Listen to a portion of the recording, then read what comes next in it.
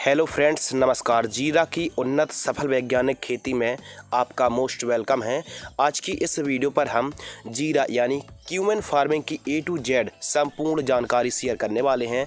जैसे उन्नत किस्में, टेम्परेचर और क्लाइमेट्स कंडीशन के साथ साथ हम बात करेंगे बुआई करते समय महत्वपूर्ण खाद और आने वाली प्रत्येक समस्या का समाधान और साथ ही उपचार इस वीडियो के माध्यम से मिलने वाला है। प्रति एकड़ कितना सीड्स की रिक्वायरमेंट होती है, खेत की तैयारी किस प्रकार करना है, अनुकूल सूटेबल सॉइल मिट्टी कैसी होनी चाहिए, लागत के बारे में बात करेंगे, लाभ के बारे में बात करेंगे और साथ ही बात करेंगे कितना बेनिफिट आप निकाल सकते हैं 1 एकड़ से। और साथ ही आने वाली हर एक समस्या जैसे कीट आते हैं, फंगस आते हैं, तो उनका हम मैनेजमेंट भी बताने वाले हैं और स्प्रे शेड्यूल बताने वाले हैं, साथ ही खाद का शेड्यूल बताने वाले हैं और सिंचाई की ज़रूरत एवं लाइफ साइकिल। क्योंकि जीरा की फसल हर एक किसान भाई जानना चाहता है कि कितने दिन पर यह फसल तैयार हो जाती है, लाइफ साइकिल कितनी है और जीरा की फसल पर कीट फंगस का अटैक और उनके रोकथाम के साथ साथ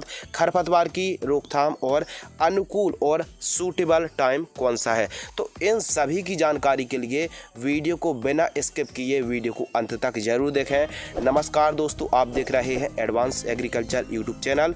मैं हूं आपका होस्ट एंड दोस्त शिव कुमार। तो चलिए भाई शुरू करते हैं। सर्वप्रथम बात करते हैं अनुकूल समय। तो जीरा की फसल का जो अनुकूल और best and suitable perfect time है अक्टूबर और नवंबर माह पर आप खेती कर सकते हैं। और इसका एक्यूरेट टाइमिंग की बात करें तो 10 नवंबर से लेकर 25 नवंबर के आसपास बुआई कर सकते हैं। लेकिन जो 10 नवंबर का टाइमिंग है काफ़ी परफेक्ट माना जाता है। जीरा की क्रॉप के लिए टेम्परेचर सबसे ज़्यादा इम्पोर्टेंट और महत्वपूर्ण टॉपिक है, टेम्परेचर और क्लाइमेट्स कंडीशन। क्योंकि जो टेम्परेचर है जीरा की फसल के लिए काफ़ी ज़्यादा मैटर करता है। तो जर्मिनेशन के समय जो टेम्परेचर की आवश्यकता पड़ती है 20 से 25 डिग्री सेल्सियस और वहीं फ्लावरिंग स्टेज पर 15 से लेकर 20-25 डिग्री सेल्सियस तक टेम्परेचर चल जाता है और परिपक्व की स्टेज पर लगभग 28 से 30 डिग्री सेल्सियस के आसपास टेम्परेचर की आवश्यकता पड़ती है। यानी एवरेज देखा जाए तो 15 डिग्री सेल्सियस से लेकर 30 डिग्री सेल्सियस तक के टेम्परेचर की आवश्यकता पड़ती है क्यूमेन फार्मिंग के लिए। एक और इम्पोर्टेंट और महत्वपूर्ण जानकारी, यदि आप जीरा की खेती कर रहे हैं तो उन स्थानों पर ना करें, उन क्षेत्रों पर ना करें जहां पर टेम्परेचर 10 डिग्री सेल्सियस से कम और 35 डिग्री सेल्सियस से अधिक का टेम्परेचर होता है, तो वहां पर आप जीरा की खेती ना करें। जीरा की क्रॉप के लिए मिट्टी यानी सॉइल, तो जो जीरा की क्रॉप है इसके लिए जो सॉइल की आवश्यकता पड़ती है काली मिट्टी, काली दोमट, रेड सॉइल पर भी आप खेती कर सकते हैं। और चिकनी दोमट के साथ साथ भारी भूमि पर मृदा की पीएच वैल्यू की बात करें तो 5.5 से 7.5 के आसपास एवं उत्तम जल निकास का प्रबंध होना चाहिए। वाटर होल्डिंग कैपेसिटी अच्छी हो यानी जल धारण की क्षमता अच्छी होनी चाहिए। साथ ही उपयुक्त जीवाश्म पदार्थ वाली भूमि पर जीरा की खेती सफलतापूर्वक कर सकते हैं। जीरा की क्रॉप के लिए खेत की तैयारी, तो सर्वप्रथम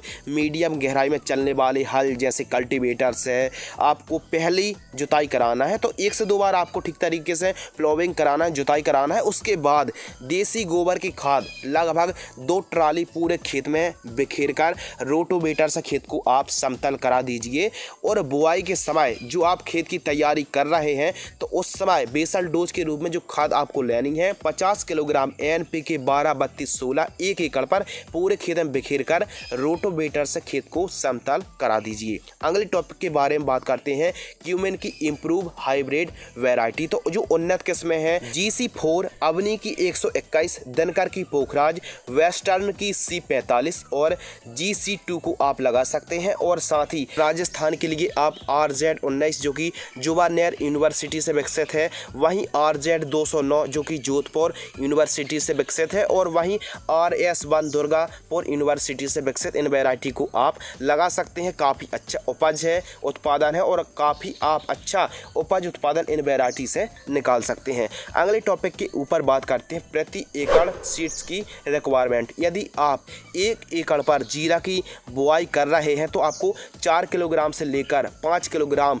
सीड्स की आवश्यकता पड़ने वाली है। वहीं सीड्स रेट की बात करें तो 350 रुपये के आसपास प्रति केजी हमको हाइब्रिड का सीड्स मिलता है। किसी भी अच्छी कंपनी का आप सीड्स खरीद सकते हैं, क्योंकि वैरायटी के अनुसार ही सीड्स की अलग अलग कीमतें रहती हैं। अगले टॉपिक के ऊपर बात करते हैं सीड्स ट्रीटमेंट यानी बीज उपचार। बीज उपचार करना काफ़ी ज़्यादा ज़रूरी है, अनिवार्य है और इम्पोर्टेंट है, क्योंकि जो विल्ट की समस्या आती है आगे चल के, यदि आप बीज उपचार करते हैं तो काफ़ी हद तक विल्ट यानी ओकठा रोग से आप रोकथाम कर पाएंगे। तो जो क्यूमेन का सीड्स है, आपको सीड्स ट्रीटमेंट किस प्रोडक्ट से करना है, तो बायर कंपनी की एवर गोल्ड एक्सटेंट से आपको 1 किलोग्राम बीजों को 1 से 2 ml की दर से बीजों को उपचार करना है और लगभग 25 से 30 मिनट तक आपको छांव पर सुखाना है। उसके बाद ही आपको बुआई करनी है। जीरा क्रॉप के लिए जलवायु। जीरा एक मसाले वर्गीय क्रॉप है जो कि भारत में काफ़ी ज़्यादा डिमांड है और इस वीडियो देखकर आप जीरा की सफल खेती कर सकते हैं। इस वीडियो पर आपको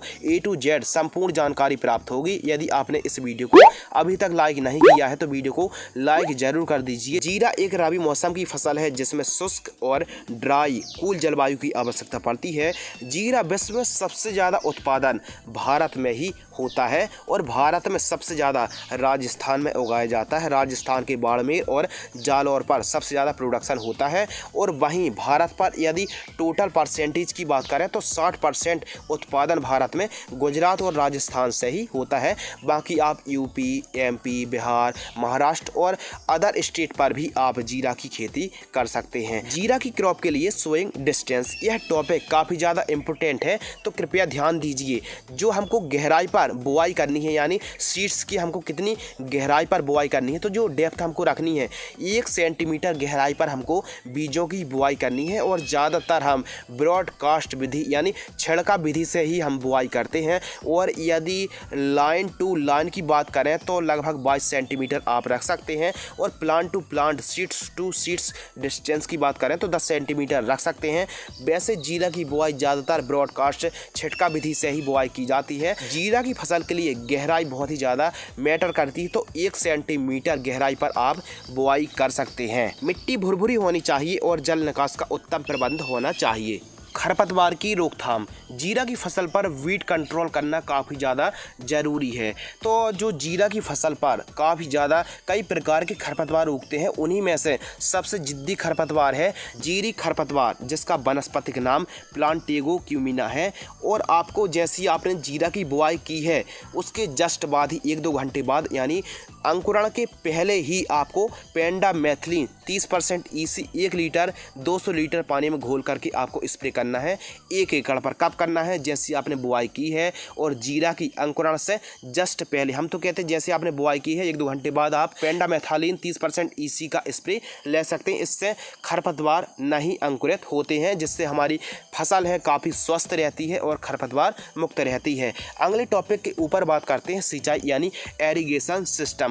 तो जीरा की फसल पर 3 से 4 सिंचाई की आवश्यकता पड़ती है। स्प्रिंकलर से आपको सिंचाई नहीं करनी है, आपको फ्लैट एरीगेशन से सिंचाई करनी है। फर्स्ट सिंचाई आपको करनी है बुआई के जस्ट बाद, सेकंड सिंचाई आपको करनी है बुआई से 20 से 25 दिनों पर और थर्ड सिंचाई आपको करनी है फूल से जस्ट पहले आप सिंचाई कर सकते हैं। इसके अलावा आवश्यकता अनुसार आपको सिंचाई करनी चाहिए। यह मिट्टी पर भी काफ़ी ज़्यादा डिपेंड करती है। यदि हल्की मिट्टी है तो आपको 4 सिंचाई तक करनी पड़ सकती है और यदि भारी मिट्टी है तो 3 सिंचाई पर काम हो जाएगा। आवश्यकता अनुसार ही आपको सिंचाई करना है। Spray schedule. जीरा की क्रॉप पर आने वाले डिजीज, इंसेक्ट, पेस्ट मैनेजमेंट और कंट्रोल मेथड। जीरा की क्रॉप पर सबसे बड़ी जो समस्या आती है वो आती है रस चूसा कीट एफिड।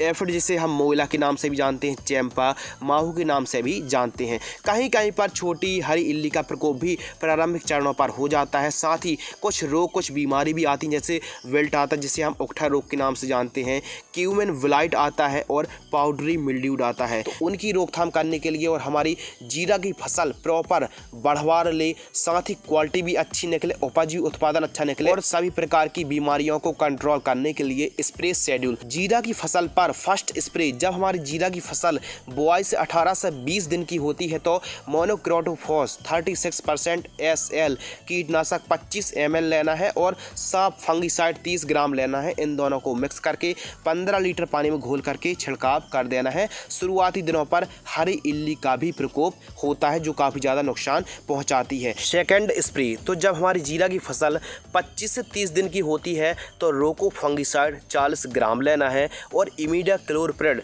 30.5% SC कीटनाशक 5 ml लेना है और इसके साथ पोषक सुपर जो कि वनस्पतिक बढ़वार के लिए काफ़ी ज़्यादा अच्छा प्रोडक्ट है 25 ml लेना है और इन तीनों को 15 लीटर पानी में घोल करके आपको स्प्रे कर देना है। इसके अलावा बात करते हैं थर्ड स्प्रे, तीसरा स्प्रे, तो जीरा की फसल बुआई से 45 से 50 दिन की होती है तो गोदरेज डबल जो उत्पादन को बढ़ाएगा, फल फूल की संख्या को बढ़ाएगा, गोदरेज डबल 10 ml लेना है और टेबुकोनोजोल 10% प्लस सल्फर 65% WG फफूंदनाशक को 35 ग्राम लेना है और इसके साथ PI की कीफान कीटनाशक 25 ml जो कि रस चूसक कीट एफिड के लिए काफ़ी अच्छी है और टेबुकोनोजोल सल्फर से पाउडरी मिल्ड्यू जो आता है और सल्फर की भी पूर्ति हो जाएगी। तो टेबुकोनोजोल सल्फर और PI की कीफान 25 ml इन तीनों को मिक्स करके 15 लीटर पानी में घोल करके आपको स्प्रे कर देना है। फोर्थ स्प्रे, तो जीरा की फसल बुआई से 60 से 65 दिन की होती है तो बायर कंपनी की नेटिवो 10 ग्राम लेना है और इसके साथ घरडा कंपनी की पुलिस जिसमें फिप्रोनिल प्लस इमिडाक्लोप्रिड का कॉम्बिनेशन है 8 ग्राम लेना है। इन दोनों को मिक्स करके 15 लीटर पानी में घोल करके आपको स्प्रे कर देना है। जीरा क्रॉप के लिए फर्टिलाइजर शेड्यूल, तो जीरा की जो क्रॉप है इस पर सबसे ज़्यादा जो न्यूट्रिएंट की आवश्यकता पड़ती है नाइट्रोजन, फास्फोरस, पोटास, सल्फर और कैल्शियम जैसे पोषक तत्वों की काफ़ी ज़्यादा जरूरत पड़ती है और स्पेशल नाइट्रोजन, फास्फोरस और सल्फर इन 3 पोषक तत्वों की कुछ ज़्यादा ही ज़रूरत पड़ती है। तो वैसे हमने जब बुआई कर रहे थे उसी समय हमने NPK 12-32-16 का प्रयोग किया है जिसमें नाइट्रोजन, फास्फोरस और पोटास की पूर्ति हो चुकी है। अब हमने जो सल्फर की पूर्ति जो हमने स्प्रे दिया था फफूंदनाशक से उससे कर दी है।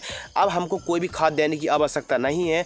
अब यदि हमारे जीरा की फसल पर नाइट्रोजन, फास्फोरस, पोटास या फिर सल्फर के साथ साथ सूक्ष्म पोषक तत्व युक्त खाद की आवश्यकता पड़ती है तो हम स्प्रे के रूप पर पूर्ति करने वाले हैं। यदि वनस्पतिक अवस्था पर नाइट्रोजन की आवश्यकता पड़ती है तो 19-19-19 का हम स्प्रे ले सकते हैं। यदि फ्लावरिंग स्टेज पर फास्फोरस की ज़रूरत पड़ती है तो हम 052-34 का भी घुलनशील खाद का स्प्रे ले सकते हैं जिससे नाइट्रोजन, फास्फोरस की पूर्ति हो सकती है। जीरा की क्रॉप पर आप जो भी न्यूट्रिएंट, पोषक तत्व और खादों को देना चाहते हैं बुआई के टाइम ही दे दीजिए, काफ़ी अच्छे रिजल्ट मिलेंगे। मान लीजिए आप बुआई के समय प्रयोग नहीं कर पाए हैं या फिर खाद देने के बाद भी डिफिशियंसी दिख रही पोषक तत्वों की तो आप यूरिया 15 किलोग्राम और सल्फर 90% वाली 5 किलोग्राम इन दोनों को मिक्स करके 30 से 35 दिन की क्रॉप होती है तब भी आप दे सकते हैं।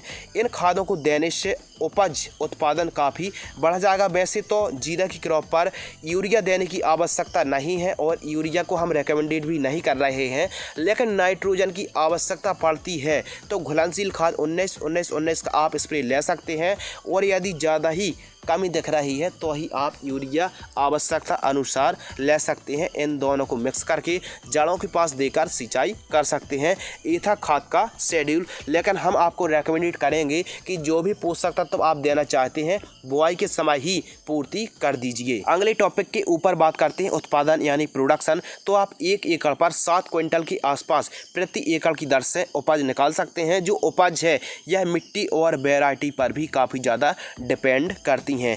अगली टॉपिक के ऊपर बात करते हैं लागत यानी कॉस्ट। तो आप 1 एकड़ पर जीरा की बुआई करते हैं तो लगभग 10,000 रुपये से लेकर 12,000 रुपये के आसपास सभी खर्च यानी बुआई से अंत तक हार्वेस्टिंग तक का जो खर्च है लगभग 1 एकड़ पर 10,000 से मैक्सिमम 11-12,000 रुपये जाने वाला है। अब बात करते हैं मुनाफा यानी बेनिफिट। तो आप 1 एकड़ पर यदि जीरा की बुआई करते हैं, हार्वेस्टिंग करके बेचते हैं तो लगभग 1.5 लाख रुपये से लेकर 2 लाख रुपये आप बड़े ही आसानी से 1 एकड़ से कमा सकते हैं। अब रेट की बात करें तो जो रेट है 180 रुपये से लेकर 220 रुपये के आसपास का हमको रेट मिल जाता है। यदि रेट थोड़ा सा डाउन भी होता है तो 180-200 रुपये के आसपास का हमको रेट बड़े ही आसानी से मिल जाता है। अब लाइफ साइकिल की बात करें तो जीरा की जो क्रॉप है बुआई से लेकर हार्वेस्टिंग तक 100 से लेकर 120 दिन की यह फसल है, यानी 100 से 120 दिन पर यह फसल एकदम तैयार हो जाती है। क्यूमेन थ्रेशिंग की बात करें तो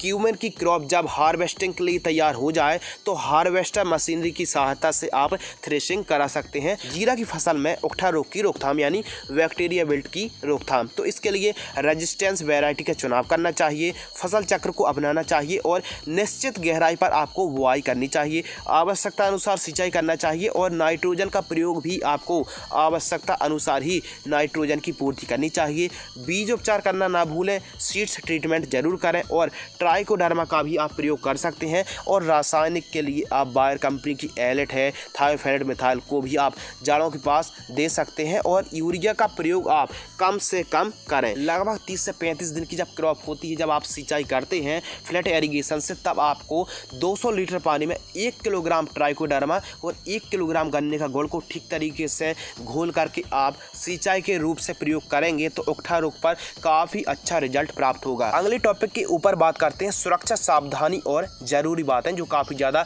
इम्पोर्टेंट सिद्ध साबित हो सकती हैं उपज बढ़ाने के लिए। तो प्रमोटर, प्लांट ग्रोथ प्रमोटर का जरूर प्रयोग करना है, चाहे ईसाबियोन, सागरिका, क्वांटिस या फिर पोषक सुपर, किसी एक का स्प्रे जरूर करें। यह बढ़वार के लिए काफ़ी ज़्यादा कारगर है। जीरा की खेती उन स्थानों पर ना करें जहां पर ठंडी के मौसम पर भी बरसात होती हो। जीरा की क्रॉप के लिए अधिक ठंडी और अधिक टेम्परेचर काफ़ी ज़्यादा नुकसानदायक है। जीरा की फसल पर ठंड भी लगती है यानी पाला भी लगता है, तो पाला से बचाने के लिए आप खेत के चारों तरफ रात में धुआं कर सकते हैं। इसके अलावा सल्फर की डस्टिंग ले सकते हैं और आप मॉर्निंग पर STP से भी आप मॉर्निंग टाइम वॉशिंग कर सकते हैं। और ठंडी के समय यानी ज़रूरत से ज़्यादा ठंडी पड़े तो आप थोड़ा सा जड़ों के पास नमी बनाए रखें यानी सिंचाई जरूर करते रहें। और क्यूमन क्रॉप में फ्लावरिंग के समय सिंचाई ना करें। और यदि 30-35 से ऊपर टेम्परेचर जाता है तो जीरा की फसल के लिए काफ़ी ज़्यादा नुकसानदायक है। और फूल की अवस्था में यूरिया, नाइट्रोजन, नाइट्रेट का प्रयोग आपको